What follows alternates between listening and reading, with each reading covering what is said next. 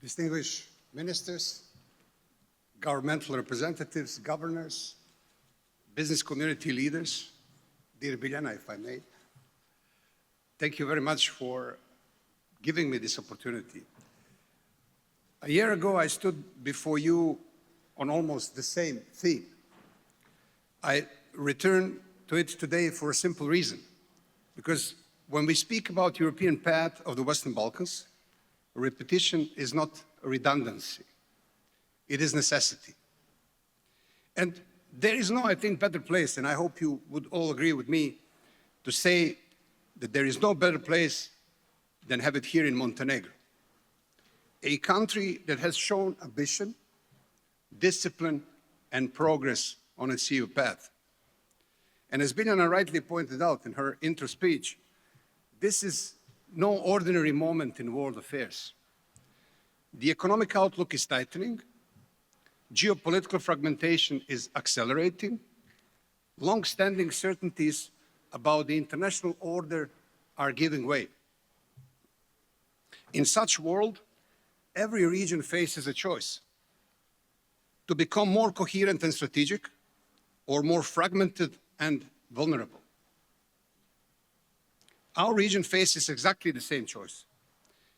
We may be too small to sit at the main table of global affairs, but that does not mean we should end up as crumbs wiped away after the feast.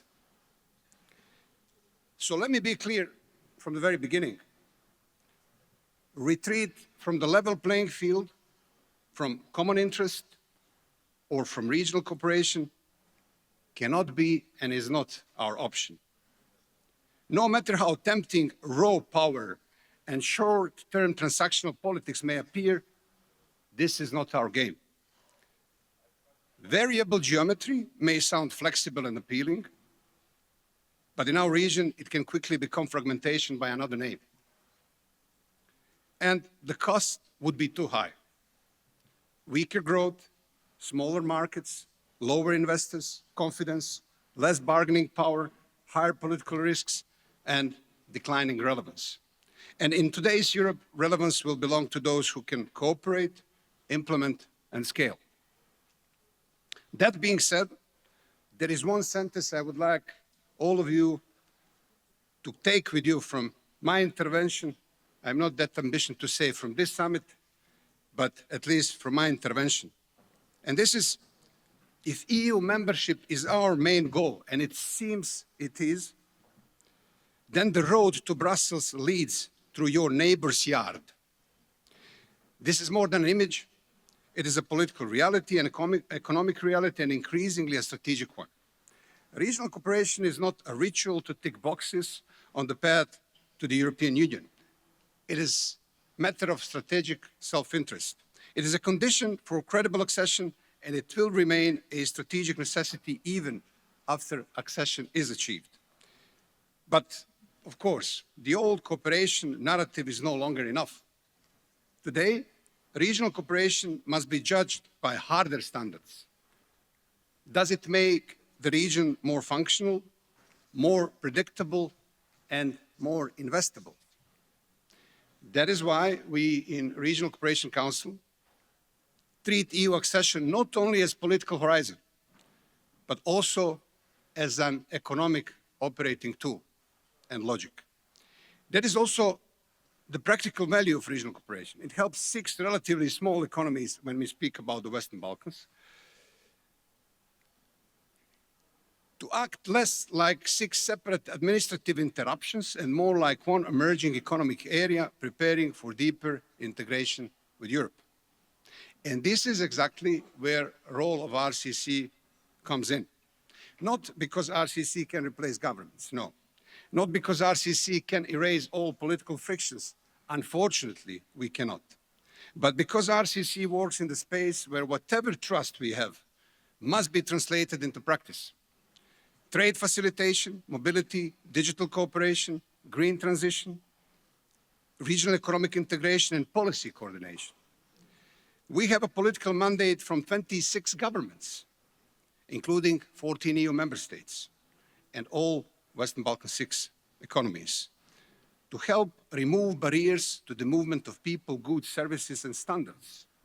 So the goal is simple: to make the region coherent and credible enough to benefit from gradual access into the EU single market.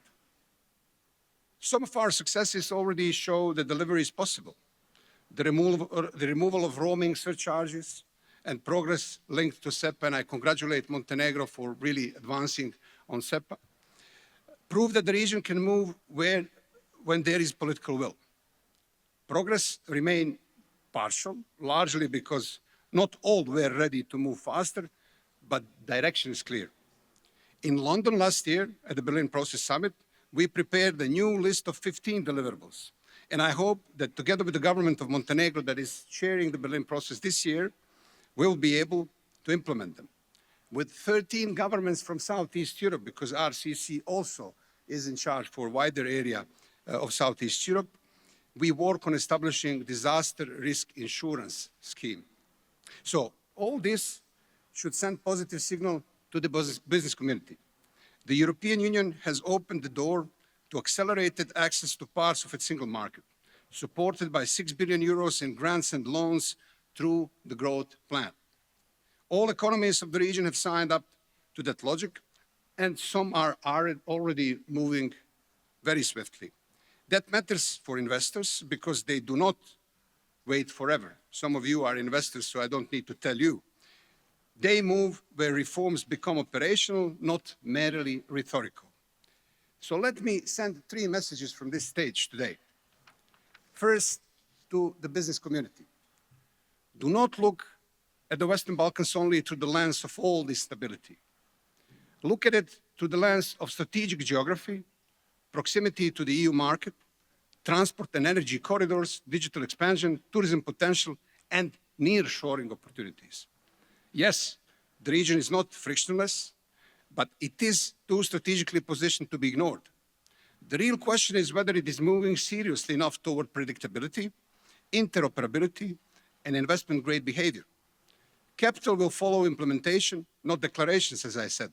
And RCC and our role is there to act together with the governments and to use our convening power to make that happen and to help this and to nurture this environment.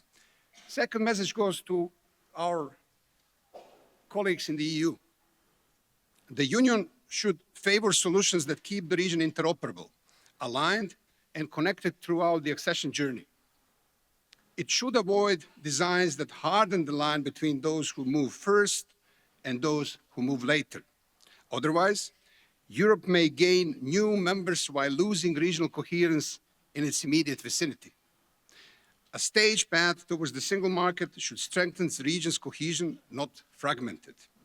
The Balkans, in nowadays world, should not be treated as an enlargement area only, but also geographical and geo-economic connecting tissue to the Central Asia and the wider world with strategic relevance for nearshoring and infrastructural connectivity. Third message goes to the governments in the region. This moment will not reward rhetoric, and definitely not harsh rhetoric. It will reward delivery. We need fewer declarations and more implementation, more policy continuity and less politicization for short-term purposes, more mutual recognition, more digital interoperability, more investment facilitation, and more anti-corruption credibility. There is one deficit that we must face urgently. No, it is not budget deficit, it is not trade deficit. Biljana pointed it out, it is trust deficit. Between political actors, between institutions and citizens, between governments and businesses, between commitments and implementation, and ultimately between the region and those who might want to invest in it. That matters because trust today is not a soft political virtue, it is economic currency. We need a new consensus around reducing this deficit through delivery and consistency. The greatest risk for the Western Balkans today, and our region in general, is not that the world ignores us. The greater risk is that the world notices us, becomes interested, and then concludes that we are still too politically costly to bet on. Our attractiveness and credibility will depend on three things: deeper regional functionality, deeper entanglement with the European economic space, and the new seriousness about trust, proof, and delivery. Our task is therefore larger than the EU accession in a narrow sense.